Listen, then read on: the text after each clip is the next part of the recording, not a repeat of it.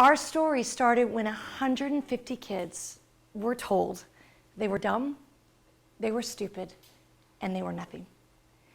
And when you are told you were dumb and stupid and nothing again and again and again, so often by so many people, tragically you start believing it.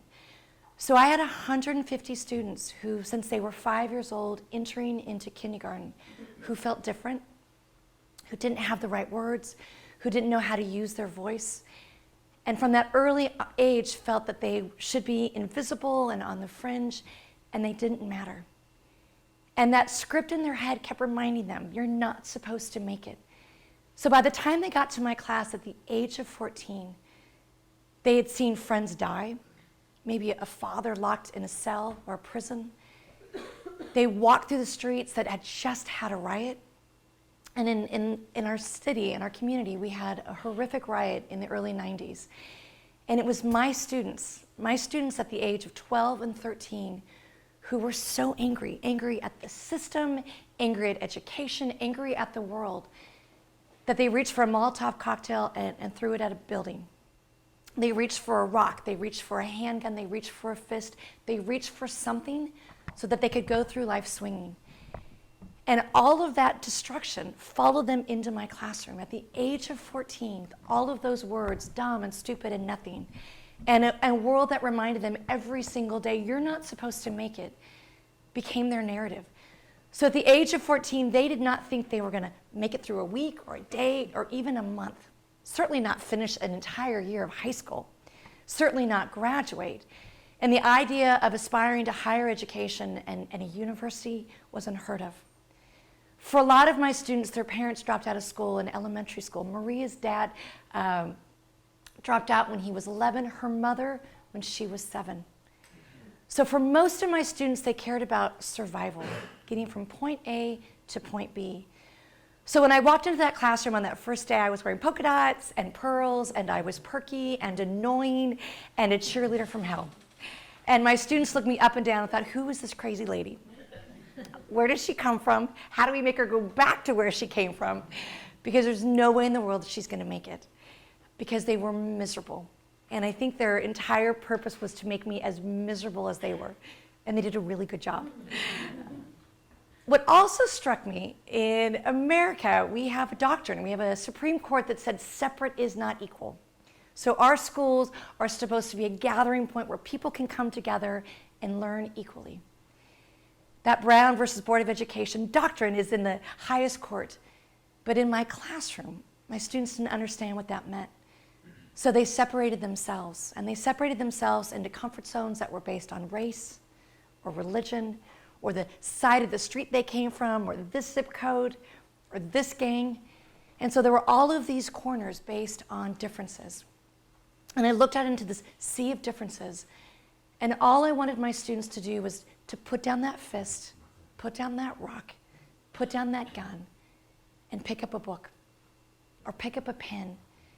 And through writing, maybe we can right wrongs. Through writing, maybe we can write different endings to a different narrative, to a different story. But at the age of 14, my students weren't ready to let me in. They weren't ready to pull me closer. It's easier to push somebody away when you've been hurt, when you've been abandoned. So I was looking out into a sea of students who were damaged and wounded. And I had to figure out a way, how do I reach them? How do I make things relevant? It certainly wasn't on that first day, and it certainly wasn't with my syllabus, because I passed it out. It got to the very back corner where that gentleman is sitting. A student of mine named Darius took one look at it, folded my syllabus into a perfect paper airplane, threw it right back at me, stood up and said, why do we have to read books written by dead white guys in tights? That was his introduction to Shakespeare. In his mind, Shakespeare wasn't going to leap out of the pages of a book and have his back, or put food on that table for that hardworking mom, because no matter how hard she worked, she was going to come home every day with calluses and blisters. She was going to return to that tiny one-bedroom apartment in that housing project and try to shoo away those roaches and those rats. Maybe the lights would be turned off. Maybe there wouldn't be any food in that fridge. Maybe they'd get that eviction notice again. So in Darius's mind, how was Shakespeare and that iambic pentameter supposed to help him survive? to help that mama, to help put food on that table. So on that very first day, I realized I have to figure out who my students are, where are they coming from, what do they know, what is their story? And I thought if I just pass out a journal and tell them to write, maybe they'll tell me about that dad who is rotting in a maximum security San Quentin. Or maybe they'll tell me about that social worker who comes to their house week after week. Maybe they'll tell me about those cuts and those bruises. So I passed out these journals, and on that first assignment I said, I don't care about spelling, I don't care about grammar, I don't even care about punctuation. I just want you to write. Well, my students weren't ready to write. They weren't ready to tell me their story. A young girl walked in, and she didn't come and hand me a shiny red apple. She didn't skip, she wasn't excited. She walked in on that very first day wearing an ankle monitor because she had been arrested and was on house arrest. She had a black eye. She received a few days earlier when she left juvenile hall, and she had a probation officer standing in the corner of my classroom. And so I looked at this girl and I wanted to know about that ankle monitor, about that probation officer, about her time in and out of cells. But she wasn't ready to tell me that story. So she picked up her pen and she wrote, I hate Erin Gruwell. She actually wrote it twice. I hate Erin Gruwell. And if I wasn't on probation, I would probably shank her. And then a big exclamation point. So at least she got the punctuation right. And at that moment I realized if I can't encourage my students quite yet to tell me their story, how can I get them to show me their story? So the first thing I want to do is I just want to show you a small clip. For 20 years, I have been with these students. And I met some fabulous students in Jerusalem on Sunday morning, and they had just seen a version of the feature film. And there was a sassy little 16-year-old sitting in the front row. And when I walked in, this sassy 16-year-old kind of gasped, and then she said, oh my God, I thought you were supposed to be much older, which felt really good because I was feeling very frumpy that morning, and she made me feel like younger, which is ironic because the flip side happens in America. When I usually walk into a classroom, Americans like to remind me that I'm much older than Hillary Swank. Yeah. So I guess this Israeli girl was very kind to me. But before there was a movie, before there was a book, what I wanted to do is, if you look at this room and there's nothing on the walls, what I wanted to do was to keep mementos and a legacy of what I knew my students did not have. Even Anne Frank in that attic put up posters and pictures and was able to bring that attic to life. So I wanted to bring my classroom to life. Like if you go off to the university and live in a dormitory, sometimes you just take a piece of you. The reason I wanted to bring that classroom to life is I realized that most of my students were so transient, had moved so many times that they didn't have anything that felt permanent, nothing felt like home. I had one student who you'll meet through this process who had been to 42 foster homes by the time he was 14 years old. And each and every time the social worker came to gather him, they told him, you have 2 minutes, get your stuff. And when you're 10 or 11 or 12 years old and you have 2 minutes, you throw everything you have into a paper bag. And so you start feeling like trash because everything you own is trash. So my students didn't have photos. They didn't have mementos. They didn't have home movies. So I just started taking pictures and putting them on the wall.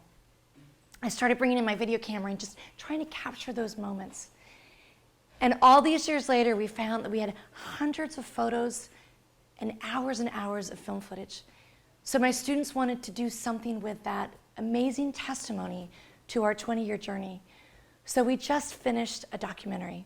And when I was able to let the State Department of America know that we just finished it, they said, great, you're going to Israel.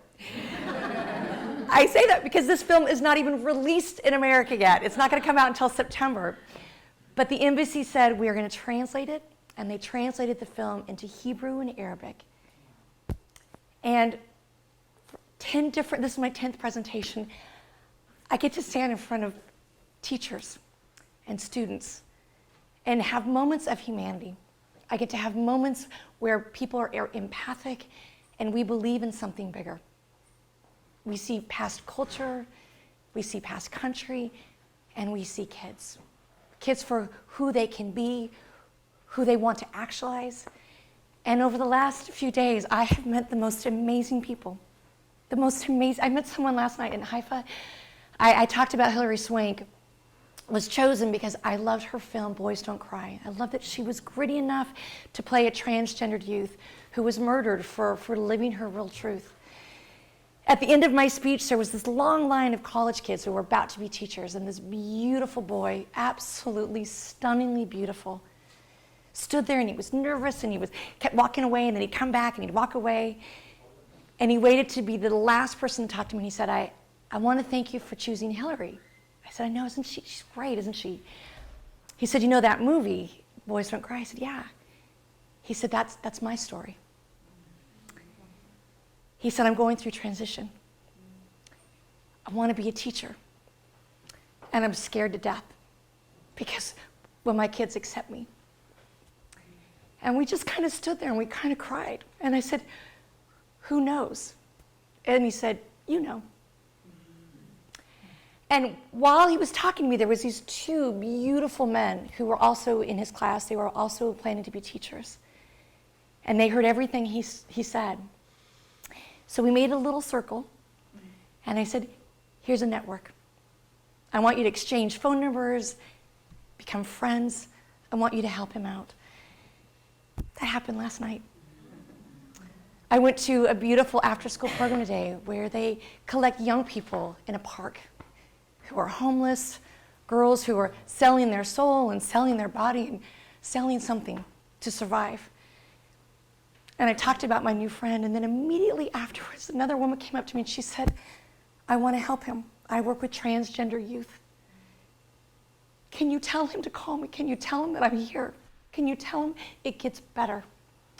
So that is what happens when a community of people who want to do good come together and see the world as it should be. And that's what we're going to talk about tonight, the world as it should be. It's going to happen with us. It's going to happen in a classroom.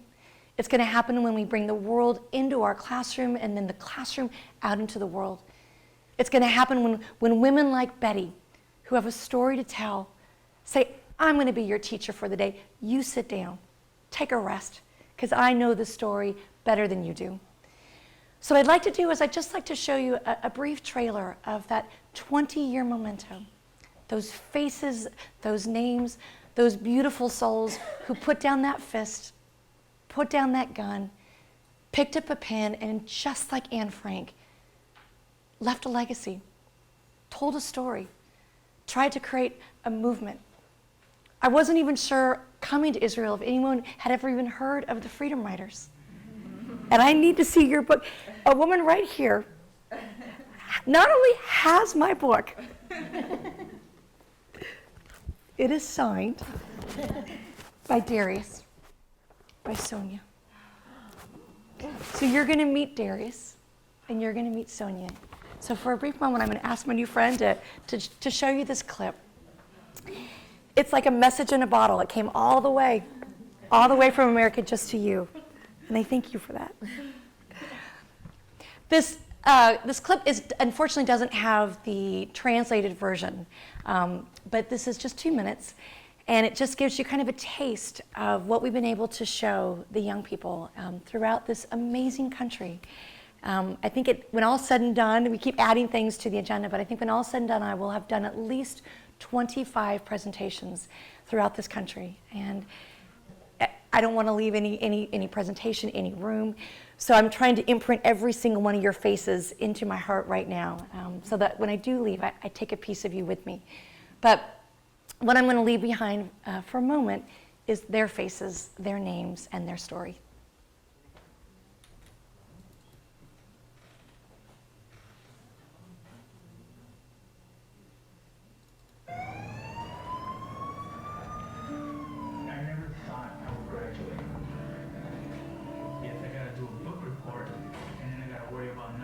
Shot like the book report is going to be at the bottom of my priority list.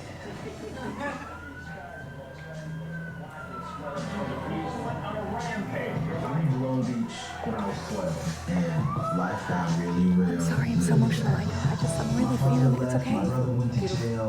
My mom was sick. My best friend died. We were doing each other all the time, going to parties and not coming back. I used violence defending myself and getting what I wanted. It didn't change as I got older. It just got worse. We were jaded and pissed off, and we were just so done with education. I walked into the teacher's lounge and heard that banter about those kids and them. And I realized that those kids and them were a code word for the kids that I had. I didn't expect Erin to try to teach us anything. I knew that she was nothing more than a babysitter. She was oblivious and nosy.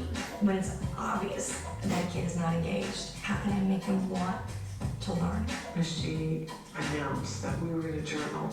The first 2 weeks, all I wrote was I hate Erin Gruwell. If I wasn't on probation, I would probably shake her. I can buy it. The whole day at school, I couldn't keep my mind off my new gun. I live in a neighborhood where the sounds of gunshots are my lullaby. Nothing has been the same since my parents started smoking crack. And The first journal entries that I read was so difficult and yet so fascinating. Take from others with no remorse. Their writing was amazing. The diary gave you a purpose. it was a safe haven for me.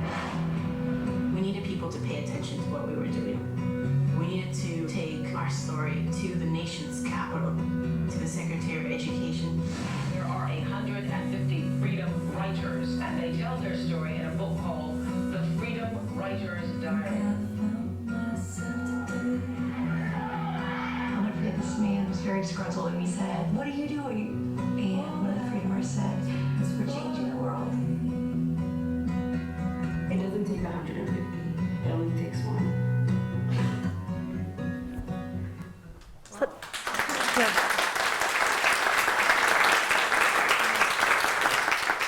That's just the faces. So what I'd love to do is take you back into that classroom. Maria telling me she wanted to shank me. I grew up in suburbia. I didn't know what shanking was. It's not good. I hope it doesn't translate to Arabic or Hebrew. But we have a thing in America called Urban Dictionary. So when I got a lot of naughty names, I would go to Urban Dictionary, create a cheat sheet so I knew what I was being called at every moment of every day.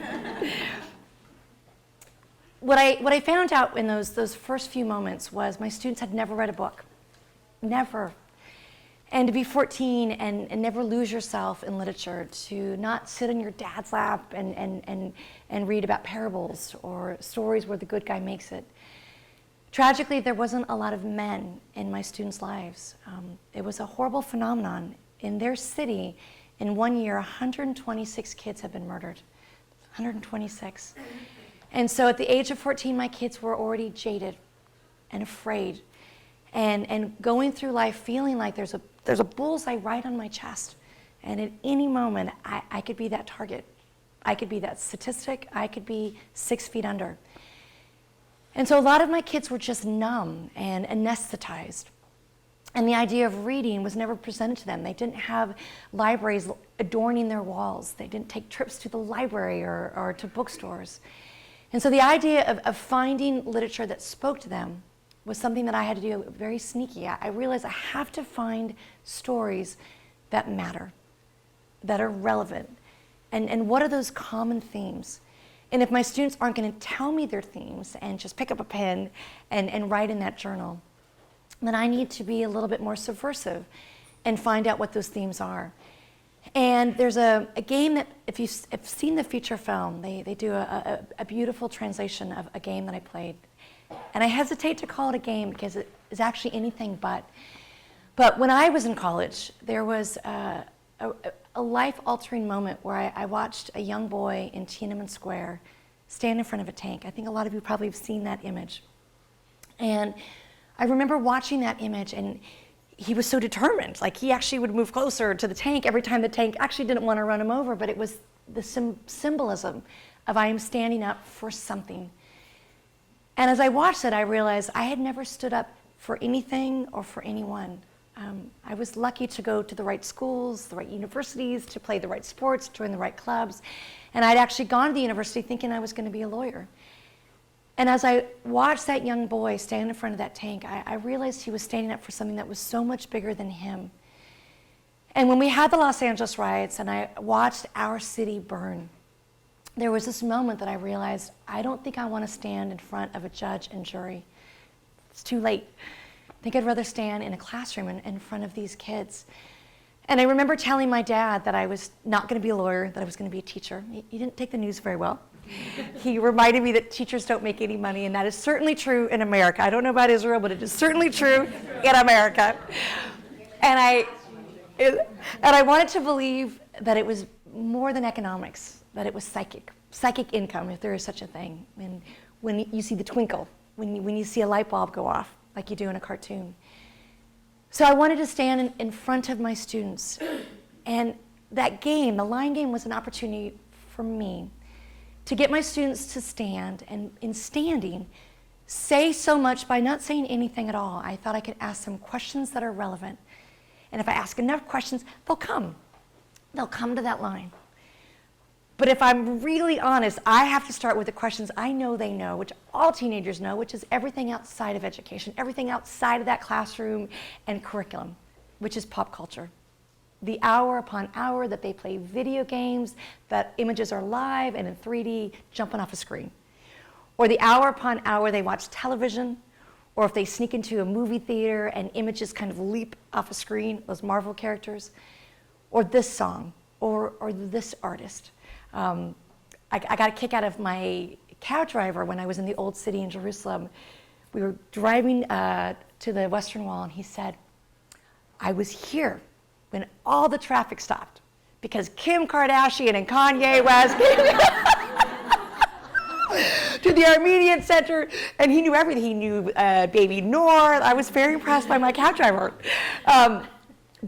You better believe our kids know every moment of pop culture. That is their escape. That is their reality. So I realized those are the questions I got to start with. I can't go for questions about reality yet. I got to ease into them. So the first few questions had to be about this song or this artist or this icon or this movie. And I think when I initially explained the rules, we're going to stand on opposite sides of the room. Here's this tape in the center. I'm going to ask questions, and you come. The first question was about Snoop Dogg, who's actually from Long Beach, who is this hip-hop artist that every single student wanted to become. They wanted to actualize their dream of being a hip-hop artist.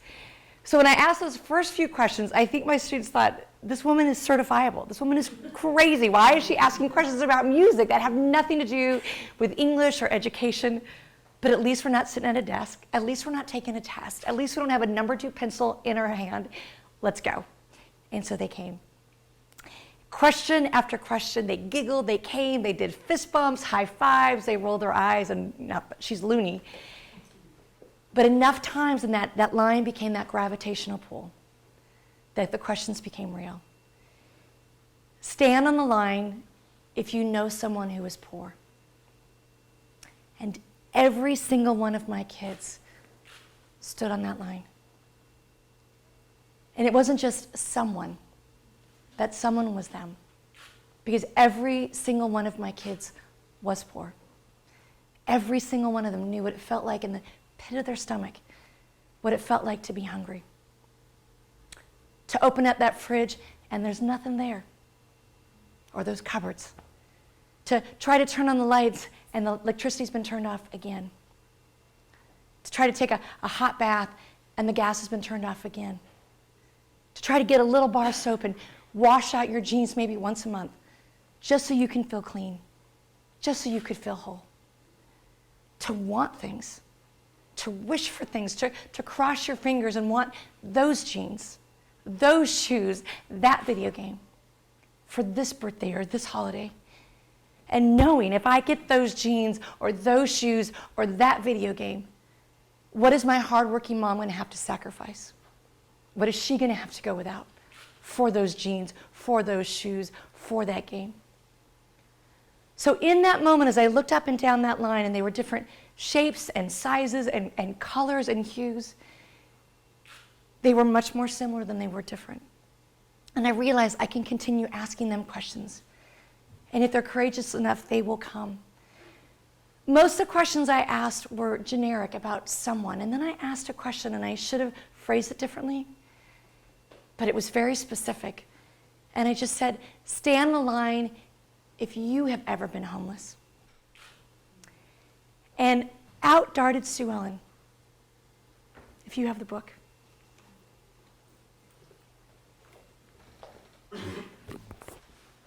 My Sue Ellen. And she went to that line like she had done on every other question about Snoop or movies or every other question. I think she wanted like primetime real estate on that line. It was getting kind of crowded. And she got there like she had done every time. And then she got there and she realized, I am all alone. And I watched her look at her feet. And I think she wanted the floor to swallow her whole. I think she just wanted to disappear. I think she thought in her head, hurry. Ask another question. I just want to go back to the wall. I don't want to be seen. I don't want to see them, and I don't want them to see me, because if they see me, they're going to see my story. And if they see my story, they're going to know. They're going to know that I'm that girl that doesn't know where I'm going to sleep tonight. And they're going to know that I don't know what I'm going to eat today. And I sit in class every single day fidgeting because I don't have clean clothes. I haven't had a shower in a month. And that story played in her mind like a movie. Not one like on a machine that we could stop or pause, but a movie nonetheless. And as she stood there looking at her feet, not wanting to acknowledge anyone or anything, suddenly out of nowhere came this beautiful girl with these bouncing braids, Tiffany. And when I'd asked that question originally, Tiffany told me she took a deep breath and walked backwards. She wanted to get closer to that wall. She wanted to get as far away from that line as she could. And she saw Sue Ellen standing on that line all alone, and she realized, that is my story.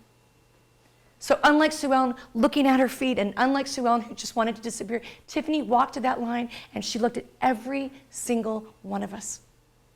She wanted us to see her. She wanted us to see her because she knew that if we saw her, we'd see her story. And we had. We had seen her every day. At the age of 14, this little girl would stand on the corner of the busiest street in Long Beach, 14 years old. And she stood there with a cardboard box. And she'd taken a marker from her art class and she wrote in these big, bold letters, "We'll work for food." And she stood there. And as she stood there, she looked at every single person that passed her by, hoping that they would see her and know that she was hungry. See her and know that she was scared. See her and give her a few coins so maybe tonight she could give them to her dad and they could get a motel, that flea bag motel. And she stood there for hours. And people clutched their pearls, they grabbed their purse, they crossed the street. They didn't want to see her because they didn't want to see her story. And she said that she would stand there hour after hour, and when she finally had enough coins, she'd give it to her daddy, hoping tonight we're going to get that motel. Maybe all 6 of us can stay in one bed, head to toe. Maybe for the first time we could have a hot shower. Maybe for the first time I'm not going to be so scared. And that little girl would give that daddy those coins, and he would smoke it in a crack pipe. So at the age of 14, that little girl was out on that street every single day. And yet she was standing on this line in this classroom. And I looked at her and I didn't know that story. How could I know that story? I just saw her standing on a line. But she was so regal. She was so courageous. It's like she owned her story. And in owning her story in that glorious moment, out came Narada, this beautiful boy that just wanted to fit in. Just wanted to be a teenager and play ball with the boys. Just wanted an identity. And he would be damned if anyone was going to know that he too was homeless, because he was struggling with the idea that it's my fault because I'm always asking my mom for those things she can't afford. I want those jeans. I want that video game. And now we're homeless, so it must be my fault. And he stood by Sue Ellen, and he stood by Tiffany, and he stood there and he owned his story. And at that moment I knew, this is going to change that game. I might not know their story now, but I need to make this classroom a safe space where these kids can heal, where they can tell their story, that it's cathartic, and purge it, figure out a way to write a different ending to a very different story. And so I realized with every question that I asked afterwards, those kids would keep coming. Questions about abuse, questions about alcoholism in their families, questions about drugs on the streets, question after question after question. The last question I asked my students, I was not prepared for the answer. I asked my questions to stand in line if they knew somebody who'd ever lost their life to senseless violence. Every single one of my kids stood on that line. Every single one of them. And Darius made a comment. Darius said that he felt like he lived in an undeclared war zone because he was 14 years old and he'd already buried 24 friends. 24. And in burying those 24 friends, there wasn't any nightly news show. There wasn't newspaper articles or obituaries written about them or magazine covers. They were just another nameless, faceless kid at the wrong place, at the wrong time, with the wrong color of skin. And I thought about that idea of an undeclared war. And when that bell rang and my kids left, I thought, I don't want those kids going back to that corner. I don't want them going back to that handgun. There's got to be a different way. How can I teach kids that they can fight a good fight with words and not weapons? So I started thinking about this idea of young kids who actually lived in a war and used words to fight back. Anne Frank, or Elie Wiesel, or a young girl in Bosnia-Herzegovina by the name of Zlata Filipovic. So I went to the chair of my English department and said, is there any way that I can use these books written by and for and about kids? My kids have never read a book before. And I wanted to start with Anne Frank first. And I was told by the chair of my English department that my kids would never read a book from cover to cover because they were too stupid. And I thought about those words. I thought about what we tell our kids, those labels, those stereotypes. So without really thinking it through, I just got in my car and I drove to a bookstore and I ordered 150 copies of the Diary of Anne Frank, 150 copies of Night, 150 copies of Zlata's Diary, watched that cash register ring up those books and panicked. And I thought, oh my God, I've just used up all of my visa, my student loans, my Christmas, I have just maxed out everything. How can I convince kids who've never read a book to pick them up and not go get a movie first, not go on the internet and download somebody else's paper, but to actually find themselves? So I decided that we were going to play another game that was anything but, and it was a toast for change. I thought if I can just encourage my students to start over, wipe the slate clean, that maybe doing bad things doesn't mean you're a bad person. And so I decided we were going to have this toast for change, and I wanted to steal a cue from a friend of mine who was a kindergarten teacher, because I just believe kindergarten teachers are much more fun. And we actually went to an elementary school today, and I was confirmed that kindergarten teachers are much more fun. And their bulletin board is much more sexy than my bulletin board is ever going to be. But I thought I'm going to take it back, old school, back in the day when they had show and tell, because my kids missed out on that show and tell. For a lot of them, they didn't have anything to show. Or for a lot of them, that proud mama told them, don't you dare tell. So I thought, we're going to make it back in like the days of kindergarten, where there's balloons and there's posters, and I made some silly signs, I blew up some balloons, I went and got plastic champagne glasses and sparkling apple cider, took out all the chairs. I wanted to have this kind of party atmosphere. And I wanted my kids to, for the first time, find their voice. For the first time, start over. Didn't matter that they had a 0.5 GPA. Didn't matter they'd been kicked out of every school they ever attended. Starting right here, right now, we're going to start over. My students walked in like they did with a line game. I thought, oh God, here goes another one of her silly games. I think it was Maria who kind of rolled her eyes and went, Miss G, stop going to Starbucks, because clearly you've had way too many lattes. And I was hoping that they would do some kind of toast to academia, to that test, or that perfect book report, or that perfect essay. But when given the opportunity to toast to something, it was far more fundamental than a book report or a test. And Maria picked up that plastic champagne glass, got very serious, and she said, I don't want to be pregnant by the time I turn 15 like my mama. And I don't want to spend the rest of my life behind bars like my daddy. And I don't want to be 6 feet under by the time I turn 18 like my cousin. I want to change. And here was this tough little girl with an ankle monitor and a black eye and a probation officer and a rap sheet. And she wasn't so tough.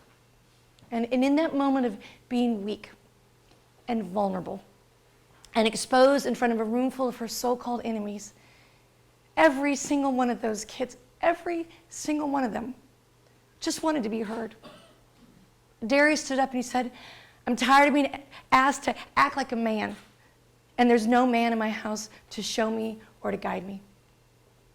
And then Henry stood up and he said, I'm tired of sitting on the edge of my bed on this Christmas or this birthday, waiting for my deadbeat dad to show up and bring me a present or tell me he loves me. And he never shows up. My kids were tired. They were tired of being poor. They were tired of being picked on. I think they were just tired of being tired. And in that moment, there was a part of me that panicked, and I thought, I'm not a counselor.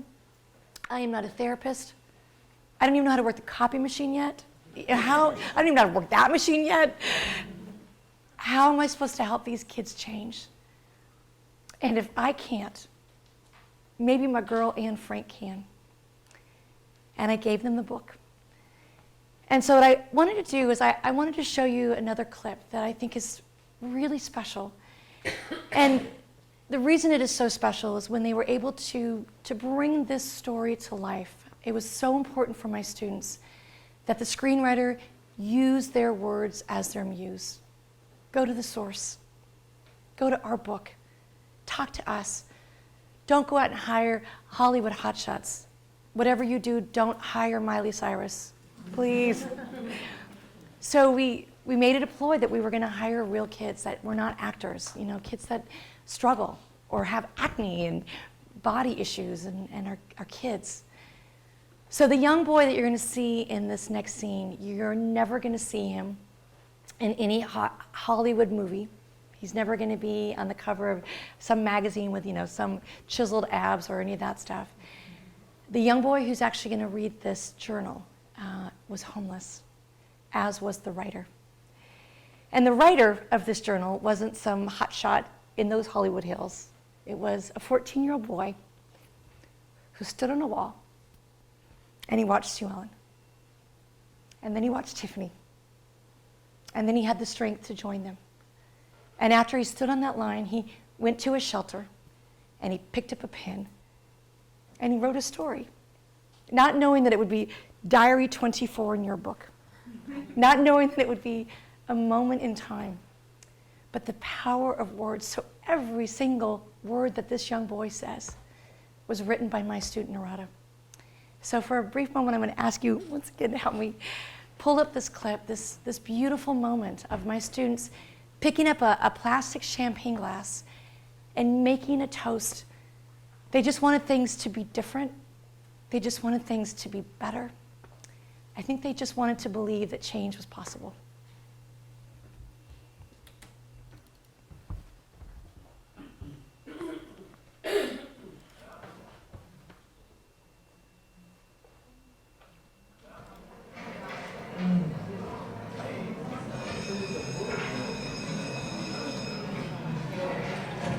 Okay, guys, gals, listen up. This is what I want you to do. I want each of you to step forward and take one of these Bohr's bags, which contain the 4 books we're going to read this semester. All right. They're very special books, and they each remind me in some way of each of you.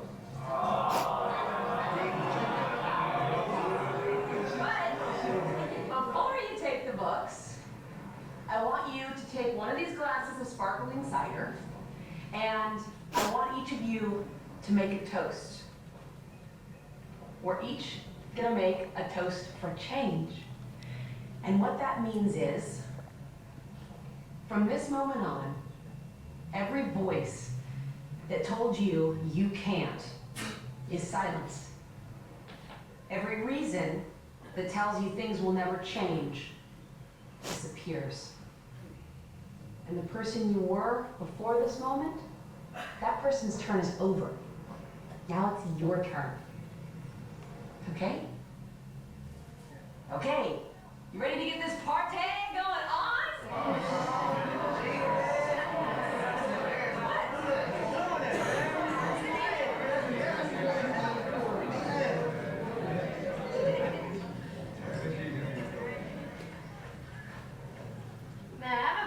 since I was like 11, you know? Okay.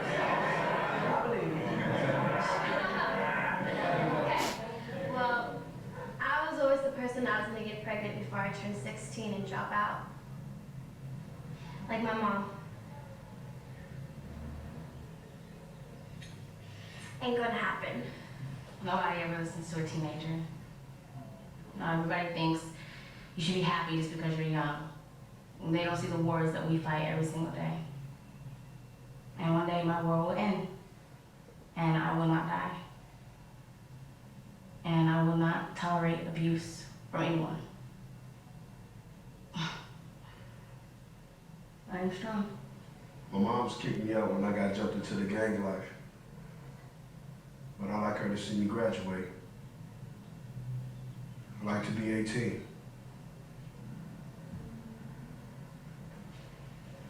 Miss G, can I read something from my diary? That'd be great. Oh, see. He's still with us his freshman year, fool. What's his name? The summer was the worst summer in my short 14 years of life. It all started with a phone call. My mother was crying and begging, asking for more time, as if she were gasping for her last breath of air. She held me as tight as she could and cried.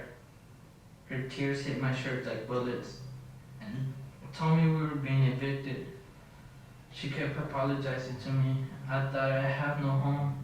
I should have asked for something less expensive at Christmas. On the morning of the eviction, a hard knock on the door woke me up. The sheriff was there to do his job. I looked up at the sky, waiting for something to happen. My mother has no family to lean on, no money coming in. Why bother coming to school or getting good grades if I'm homeless? The bus stops in front of the school. I feel like throwing up. I'm wearing clothes from last year, some old shoes and no new haircut. I kept thinking I'd get laughed at.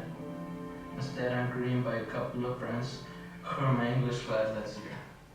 And it hits me, Mrs. Gruwell, my crazy English teacher from last year, is the only person that made me think of hope.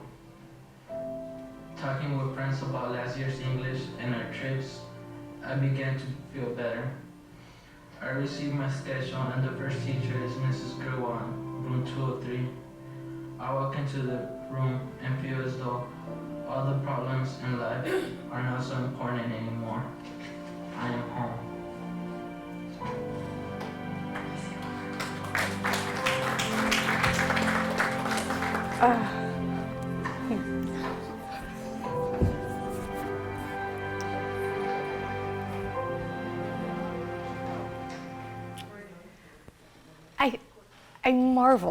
I marvel at two words. Not because I'm an English teacher and I'm a sucker for alliteration, which I am. But two words that Narada used, hope and home.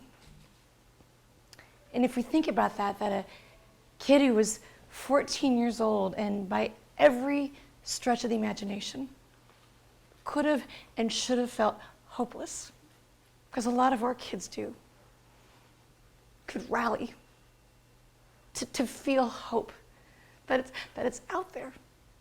It might be out of reach, but it is out there. And for a kid that is homeless to feel at home, not in that shelter, not in that hovel, but in a classroom with people that didn't look like him or talk like him or come from where he came from, but they became the brothers and the sisters that he chose, the family that he desperately needed to make.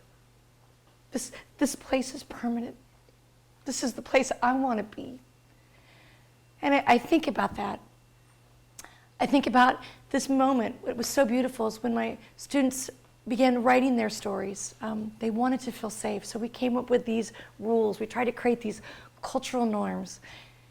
And we came up with all these rules that we needed to have a number instead of a name. We needed to type them in 12-point font, double-spaced, Times New Roman.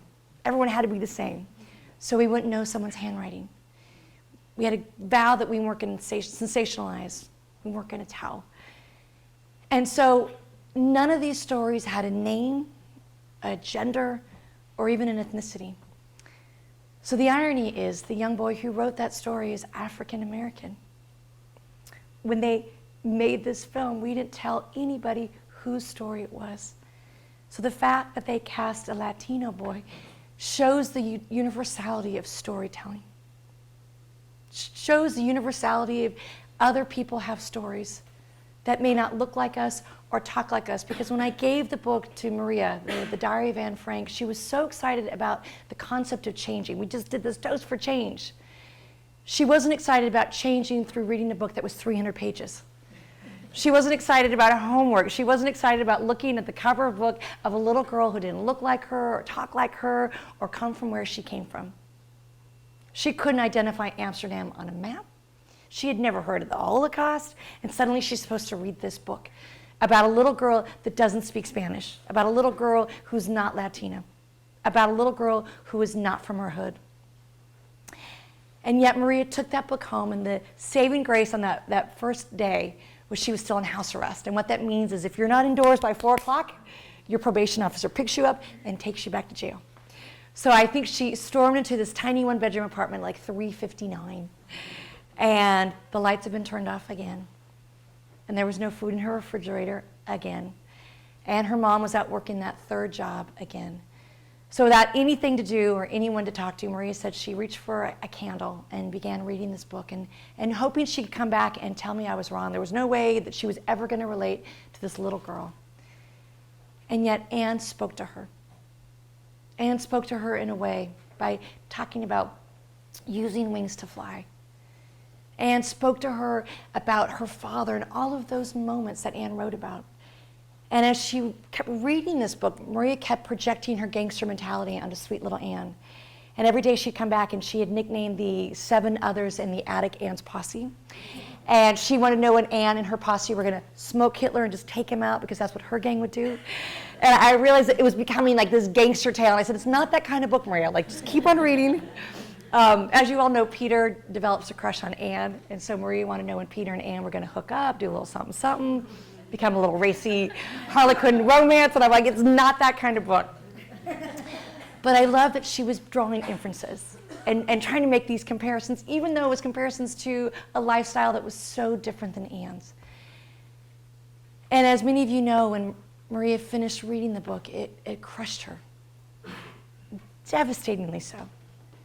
Devastatingly so because in her mind, here was this good little girl, and this good little girl didn't make it. And in Maria's mind, she was a bad girl who had done bad things. So if this good little girl doesn't make it, there was no way in the world that she was going to make it. And I remember her challenging me and saying, I'm never going to trust you. I'm never going to read another book. And out of nowhere, Darius stood up and he challenged her. And at that moment, I realized if we teach our kids to teach one, they can teach another. Because suddenly Darius was speaking directly to her. And he challenged her by saying, how many of our friends have died, Maria, and we've never read an obituary? They're not in the news. But because Anne Frank wrote about it, she is going to go on living even after her death. And I looked at this big boy, and he had all of these books. Books about the Holocaust. Books about Anne in that attic. Books about World War II. And I looked at him, and he had all of these books, and he was so proud. This was his moment for show and tell. At the age of 14, finally, I get to have my moment of show and tell. And I ruined it by saying, did you actually check those books out of the library? And he said, no. Darius had never been to the library before, so all those books were technically contraband. He shoved them down his jeans. He put them in his Raiders jacket. He had his gangster buddies lift a few, but he had done research. And in his research, he had found out that this simple woman, this simple secretary named Meep Geese, she was alive. She was alive. At that time, she was 87 years old. She was living in Amsterdam. And Darius thought, we can write her letters. We can send them to her like a message in a bottle, and she will hop on a plane, she will fly across the globe and come and talk to 150 gangsters. It's that simple. All of you educators know it is not that simple. But it became this movement, this cause, the imagination that if they could write their story and they could send it to her, that she would come.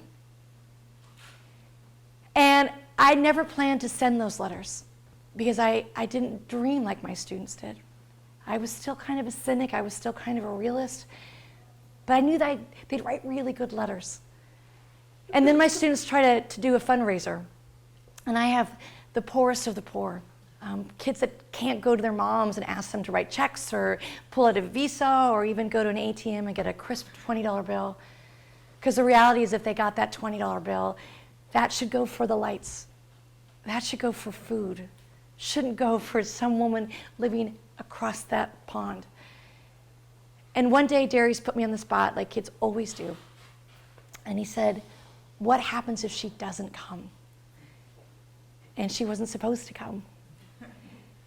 And I told the group yesterday, there was something very symbolic about that day. I was feeling disappointed because on that particular day, we hadn't even reached $20.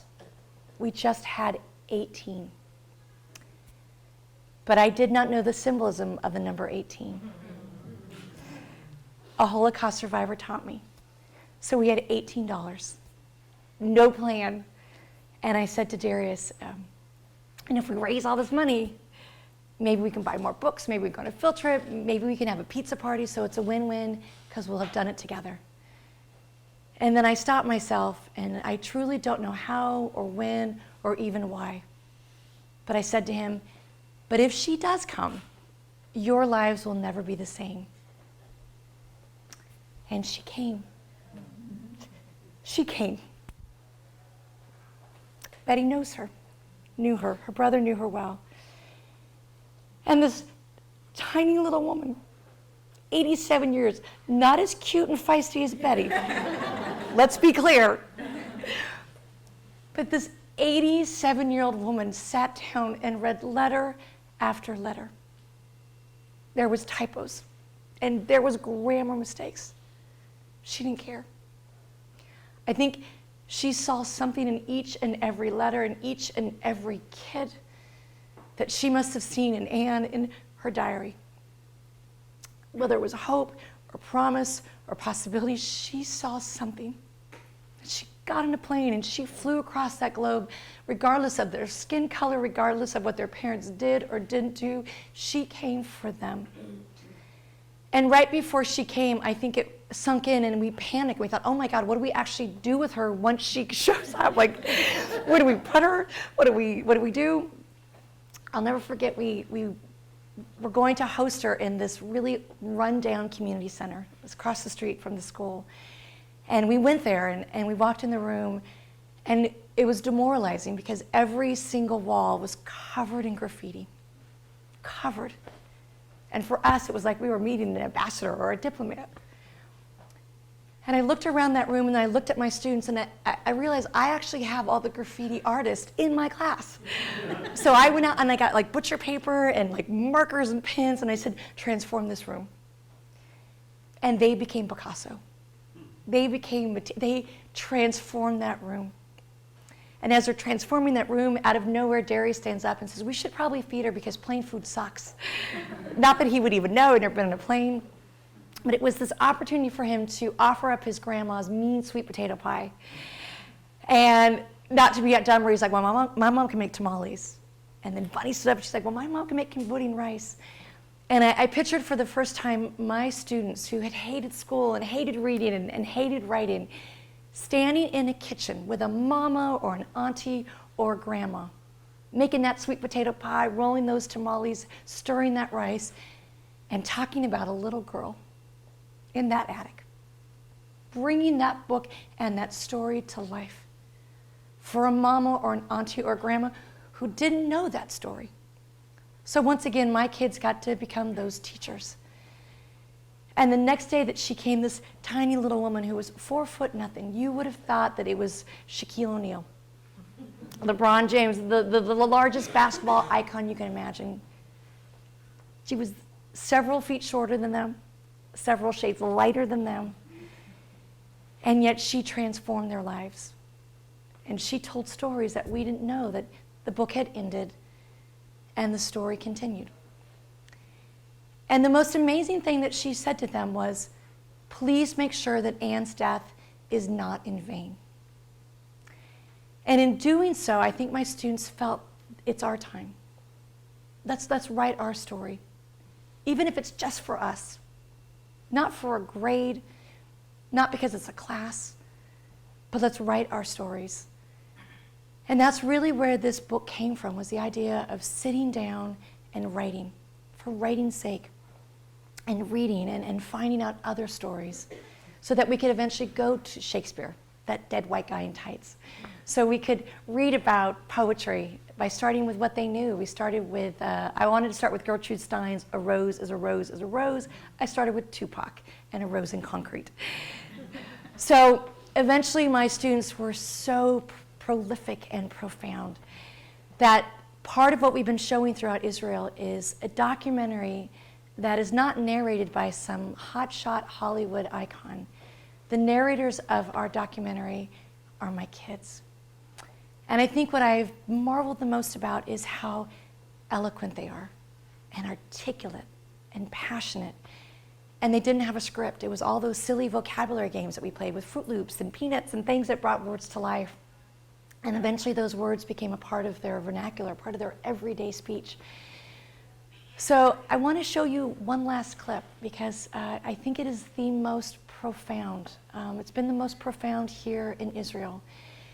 Because after my students graduated, after my students went off to college, they realized there was one last field trip we had to do, and that one last field trip was based on all of those books that we'd read. They wanted to bring them to life. Because Anne Frank stopped writing that book on August 4th. But as you know, the story continued. And so they wanted to go to Anne Frank's attic on August 4th in honor of me. They wanted to go to Auschwitz in honor of Elie Wiesel. And they wanted to join their new friend, Zlata Filipovic, in war-torn Bosnia-Herzegovina. And so the last clip I want to show you, we've been able to show to so many students in this country. And it's tough, and it is beautiful, and it is very compelling about conversations that need to be had about very complex subjects. I want to honor a beautiful woman in the audience who happens to be from one of the countries that we visited. She's from Poland. And we spent a lot of time in Warsaw and Krakow and went to a place called Chełmno, which was an extermination site. And you're going to see a woman who lived next to Chełmno since she was just a baby. Lived there during the war, and she didn't move. And some of my students are making comments about how could she live there? How could she not do anything or say anything? And I want to say to you that I hope that didn't come across as a sweeping generality. Because when we were in Poland, we met some of the most amazing people, righteous. Not just that woman, but people who fought and helped others survive. So when your husband said that you wanted to be very sensitive, that I want to be sensitive to that as well. And so I want to make sure that you know that when we were in your country, it was transformative. And that was just one moment, but it was a juxtaposition for us to draw parallels between what happened during the Holocaust, when people stood idly by, some, not all, and tragically what happens in our inner city. And it has come very true about several weeks ago in Chicago, the city where President Obama was a senator. A 9-year-old boy was lured and coaxed into an alley and shot execution style at point blank range. And there was witnesses. And nobody wanted to say anything because nobody wanted to rat, nobody wanted to snitch. So the juxtaposition my students were making were to moments like that about in our country, when we stand idly by, how dare we? But the most I think, important moment of this piece is my Maria. And it happened in Bosnia. And it happened when she was talking to genocide survivors who had been affected by the war personally. It was their friend who was shot. It was their father who was put in Omaska camp. It was them.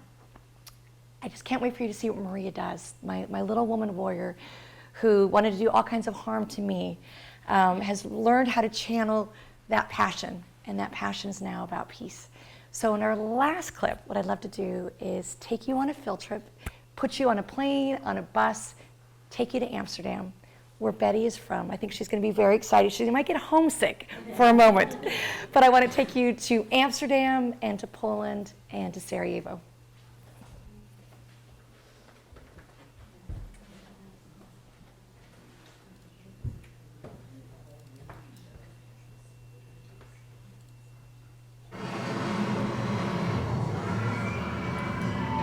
A year after my students graduating high school, I organized a trip to Europe called the Ambassadors of Tolerance Tour. And we were going to visit all of the places that we'd read about and bring them to life.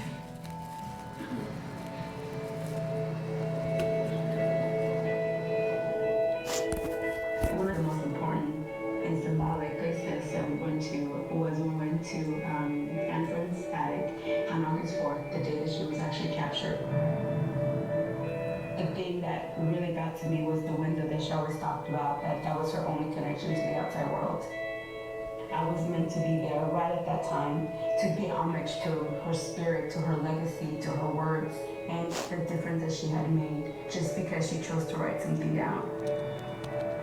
Can you describe what I'm looking at? It was a turning point in my life because I was in a gang when I was 11 years old, and when I was 15 years old, that's when I finally got out. What's your name? Maria. Maria. I'm 19. You want to learn? What does it say? It's not Say it. You want to learn? Get rid of ghetto kid, something, something, something, something, something, something. I'm not ghetto. What's that all about? I'm not talking about ghetto. I'm offended. Are you offended by ghetto? I'm offended. Ghetto kids. We live in a ghetto environment. We ain't ghetto.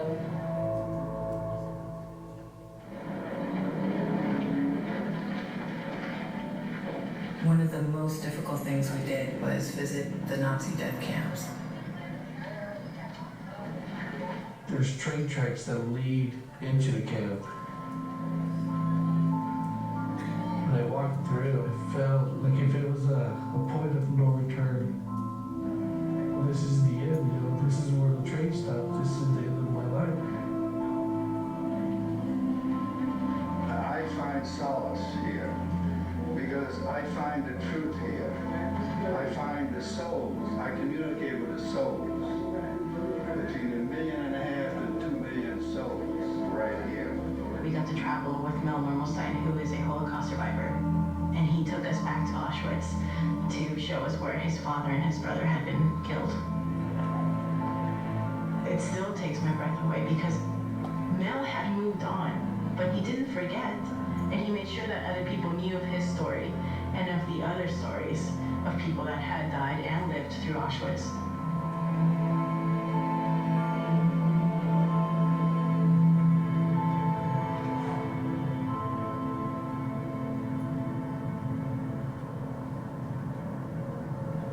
Helena was a site where they took people to die. And that's all they did was kill people. When the people from this village were passing by, they had to close their ears in order not to hear all the screams and This little old lady came out of her home and she lived there and she talked about how she could hear the people screaming and she, they didn't do anything. And that was what really struck me about the whole situation. About them placing these death camps in the countryside right next door to people's houses. No one did anything.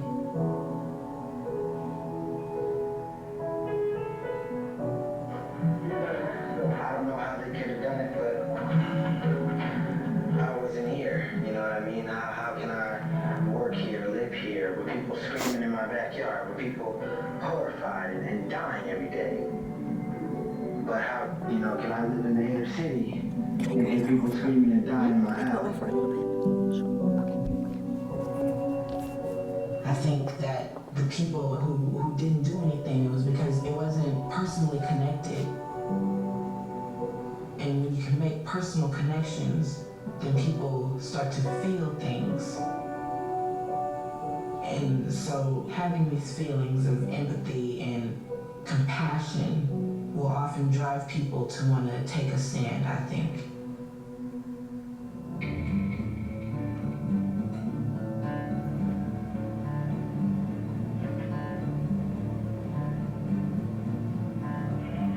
Bosnia, everything wasn't back to normal when we went. There were still military forces rolling around the city. There were still buildings that were shattered from missile attacks. I wanted to go home. Just seeing all this stuff that was going on, I was like, man, what am I doing here? We met up with Zlata, and now she was showing us her town. While we were in Europe, we organized these town halls where we brought in community members who had been affected by the genocide and by war. The most powerful town hall that we hosted was in Sarajevo. We brought Serbs, Croats, and Muslims together to enlighten us on the war and on the issues that they had to face. In every nation, there are some people that they are very extreme, and they make war. And we here we make peace, and I hope that one day we will win. During the war, I was wounded twice. How can I save my child? They wounded me. Who? My friends, my good friends, good people. I don't understand. This guy is pouring his heart out, but it wasn't what everybody wanted to hear. That sniper will have a child also, and he will say his child. Muslims are enemies, always. You have to remember that. What can I do? At that moment, that boy gets up and he talks about the sense of the fact that he can't forgive. And I felt the need to say something because I know it so well. And every word that he said was so familiar, and even the look on his face was so familiar because I've had it before, I've felt it before, I've said it before. Sometimes when things get really heated, it takes a brave person to take a stand on behalf of a group. I think that person for the Freedom Riders was Maria. I can totally relate when you say that it's hard for you to talk to people that shot your friends and shot your family. I can totally relate to you because that's the way I felt when I was 14 years old. I saw my friends, my cousins, my uncles get shot by white policemen when I was 5 years old. And I remember that like it was yesterday. And I hated white people throughout my whole life because of 2 cops that shot my cousin to death. I remember black people shooting my cousins. I remember Asians shooting my brother, shooting my father. But I remember Stephanie's face, and I remember Henry's face, and I remember Tiffany's face, and I remember Bunny's face. And that overweights anything that I have ever seen in my life, that I have ever heard in my life. So when I go back to my family, I'll be damned if my father ever says anything racist about black people, Asian people, or white people. I'll be damned if any family member of mine ever says a racist joke in front of me. And that's how I'm changing my community. That's how I'm changing my family. Thank you.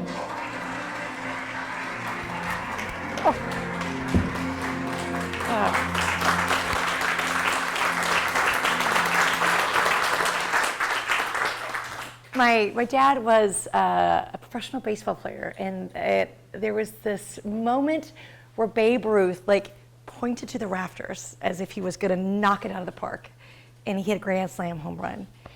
And I feel like that was Maria's pointing to the rafters. I'm going to school you.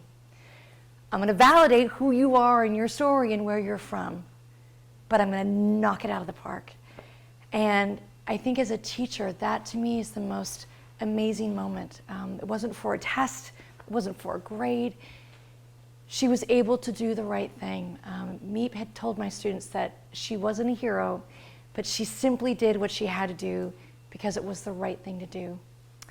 And I think in that moment, that was the right thing. Maria had to stand on that chair. Maria had to confront that situation and let him know there are other alternatives. There are other things that you could do. And what has been happening in this amazing country of yours as we show this documentary is people are now wanting to have conversations. People are now wanting to stay afterwards and say, I want to do more, I want to be more, I want to be a teacher. Yesterday was one of the most glorious moments. My new friends at the embassy, we were with a room full predominantly of young Muslims who are going to be educators. And after I showed this clip, a young Muslim woman who was studying to be a teacher, she stood up and she was mad. You could see like smoke coming out of her ears and daggers coming out of her eyes. And the first thing she said to me is, how dare you? How dare you take your kids to Auschwitz? But it wasn't about anti-Semitism. For her, she had lost her dad. And it was too painful. And so why would I drudge up all these painful moments for my kids and give them nightmares? And it became this discussion. And at first I thought, oh God, she's coming out swinging. She's pointing to her rafters. And we went back and forth. And I think at the end, we became these BFFs. Because she stayed to the very end of every hug. We took selfies. I took selfies with her.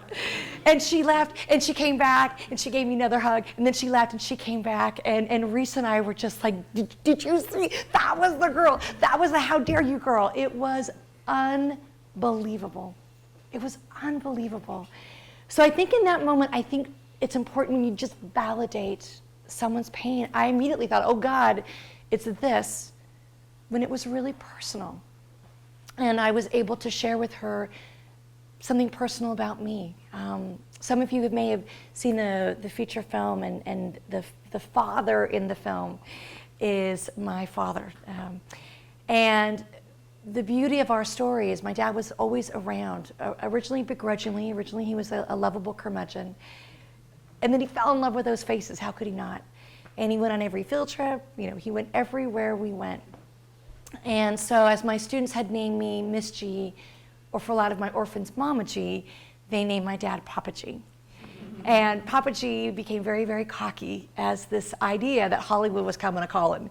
And my dad and I talked 10 times a day. He was on speed dial. My dad would call and say, so I've been thinking that Jack Nicholson should play me. Like literally, unabashedly convinced that Jack Nicholson should play my dad. And it was hysterical because at the time it was going to be like this small little indie film. And I said, Dad, we don't have that kind of budget. And then a couple days later, the phone would ring and it would be my dad. And this time, Robert Redford should play me. Like literally, I'm not even kidding. He must have spent hours upon hours casting himself. And as I told this young woman yesterday, one day the phone rang, and it wasn't my dad casting himself. It was a call that he had had a heart attack and he had died suddenly. So my dad never saw the movie. My dad never got to see this part of our journey. So I wanted that young girl to understand that there are different ways of grieving. There are different ways of sharing a legacy. And for me, it was these silly pearls, these beautiful pearls that my dad gave me.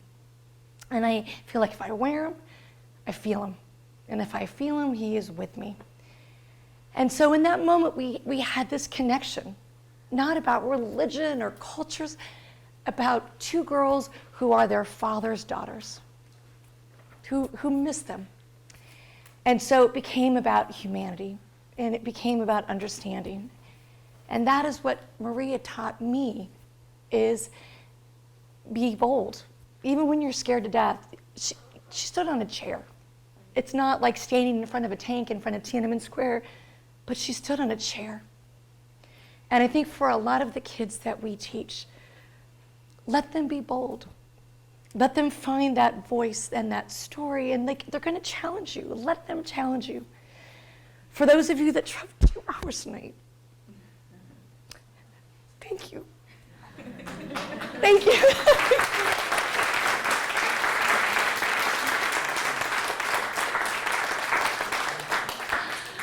I just hope that I did them justice. I just hope that I did that story. I just hope I'm worth that 2-hour drive, and as you're going home, you're not cussing me out, like, oh. And I'm not going to shank you. And you're not going to shank. It's not good, sister, it is not good. So in the last few moments, I'm going to ask the ambassador's wife. I actually brought a book for you and your husband, but my hotel is right next to the embassy.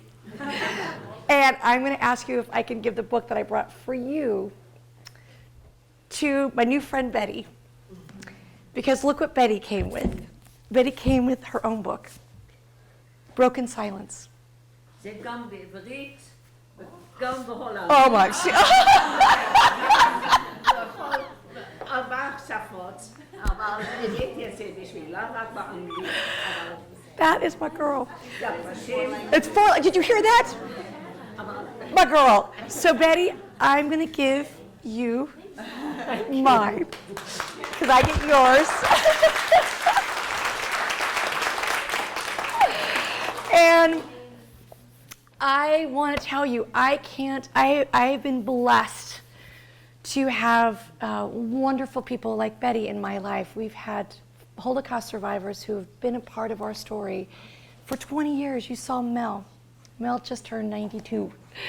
Renee and Gloria and Elizabeth, all the women that are in the feature film are survivors we see every year. We still work with them. Renee Firestone invites my kids over for Shabbat dinners and for Passover, and a lot of my students are grappling with, why do we have to eat this gefilte fish? They don't know if they like it. Do they have to? They eat it. But I had to live through the passing of a very special man, Jack Pollock, because his granddaughter is my intern and his daughter is on my board. Jack lived to be 101. He got to watch the World Cup, and he got to watch his Dutch team. He was dressed in orange, kick Spain's butt. But it was hard. And I've watched Sophie and Margaret grapple with a world without him. Absolutely. Can Betty say a few words? I think, can you stand up here?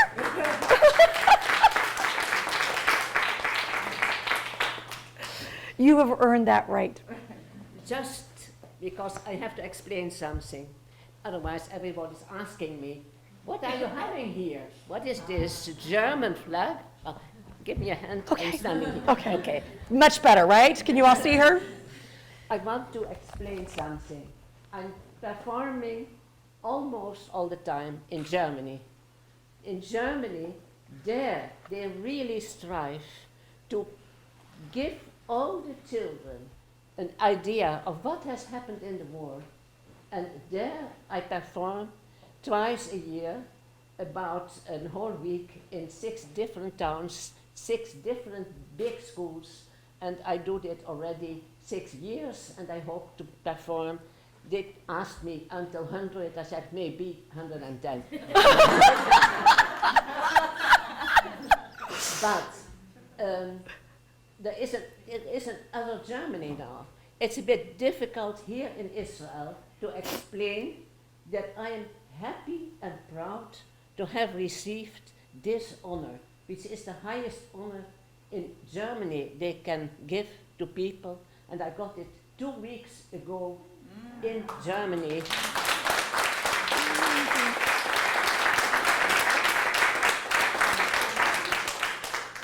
From the president Gauck, a very fantastic man, and I heard that he is coming very soon to visit Israel as well. And I hope wants to meet him, because this man has also been in a position to be invited to the Netherlands 3 years ago on the 4th of May, when we all are in a very special mood. That is the day of remembrance, and especially for us Jews, it's very different day, very different, and he had to speak. I know from a very good friend of mine who had to take him around that he was so nervous and so afraid as a German to be able to have to speak that day, that she told me about it, that before he had to enter, I unarmed him. And I said, go in, it will be wonderful. It was also like that. So there is another Germany at the moment. Just today, I spoke as a friend, a woman who I help with a lot of things. She comes from Hungary. She lost all her family, a wonderful person.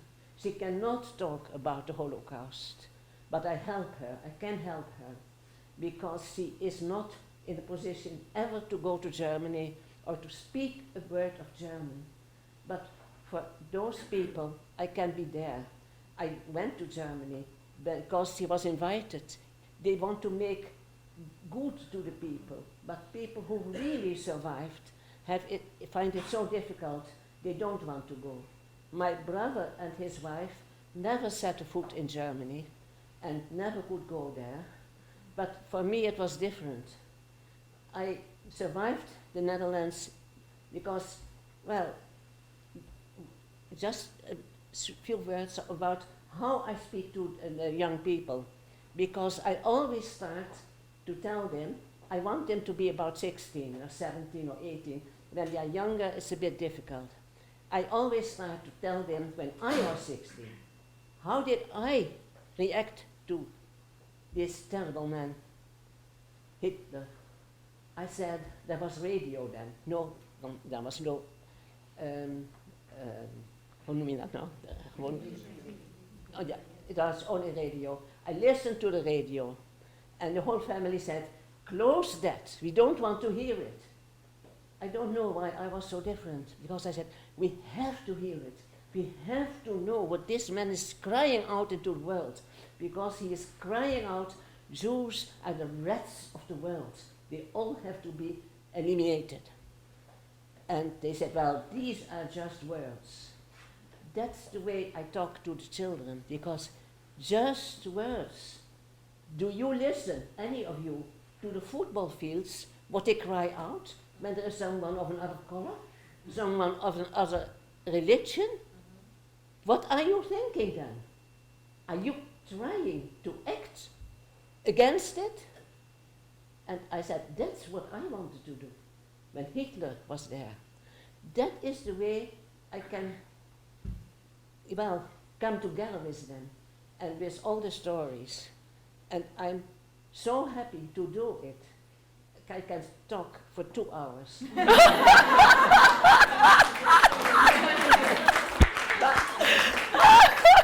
Well, let me ask you a question. If these are your brethren and you don't have to get on a plane and fly to Germany, would you go and talk to some classrooms? Would you talk to some classrooms if they asked you? We already are. Okay. They want you to come to their classrooms. It happened to me in Bonn. They were so full of people, and I was talking and talking, and I didn't look at my watch. And all of a sudden I said, wow, almost 2 hours I've been speaking. There is no room anymore for anyone to ask a question. And there was one boy who already said like that. And I said, so one question. Well, that boy had a question which I really want to read. You are standing all the time. Yes, I want to stand. I want to look everyone in the eyes. You're standing all the time. You are speaking all the time. You must be dead tired. I said, very tired.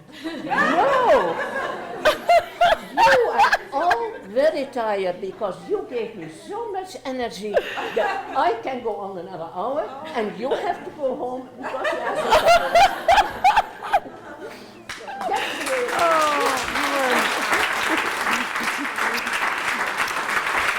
Let me help you down.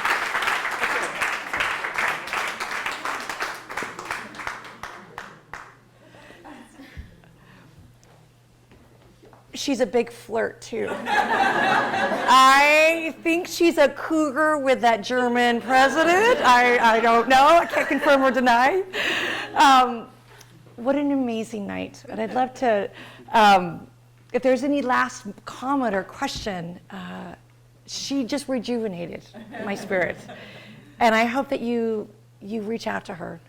She's here, hip, stylish. I'm going to honor this. I'm going to honor this. So in honor of this amazing country, these amazing kids that you get to see each and every day, tomorrow is Israeli Day of the Teacher. So this is really about education, and it's about our profession. And all of you that are teachers are going to be really tired tomorrow morning. It's not my fault. It's Betty's fault. It's Betty's fault. But in honor of all of us, we are all in this together. We are kindred spirits, and I like to believe that I'm just an ordinary teacher who had extraordinary kids, and I just am so proud to share their story and their legacy. And for those of you that have the book, I can't even tell you the kind of email that I get to write to them tonight, because every night I've been going to my hotel, and Simone, who was homeless, is actually staying at my house this week and watching my dog. And Tiffany is jealous because Tiffany wants to stay there. So every night I go back and I get to email Tiffany and Sil and all the students I talked about. Narada sent me the most beautiful email on the plane. He said, we're all praying for you. We're all thinking about you. Take us with you. So that's what I get to do is write in my journal and write in my email that a teacher had a book signed by Darius and Sonia, that somebody drove 2 hours, that we got to meet an ambassador's wife who was a teacher, who was one of us, that I got to hang out with Betty, who was cooler than cool, and all of you. So I really want to thank the U.S. State Department for saying come, for translating our film, for planning the most amazing I don't even want to go home. I don't. So I want to thank you. Reese has been trying to hydrate me because I just cry so much that she's like, you need to drink more water. There's like 18 bottles up there. It's like So I hope all of you are hydrated. I hope all of you are so proud of this profession, this noble profession where we get to teach one to teach another. Every day, every moment, may our classrooms be what we make of them. Our teacher friend gets to be a teacher with every single diplomat, every single person who comes to this country. You're still that teacher. You are, with every conversation you have. So even if you are not a classic teacher, be a teacher in your own special way. And as Meet Geese so eloquently told my students, may you turn on a small light in a dark room. And I think that's what's illuminating this room. There is so much light, there is so much passion, and I thank you for letting me be a part of that. So, thank you. Thank you. Thank you.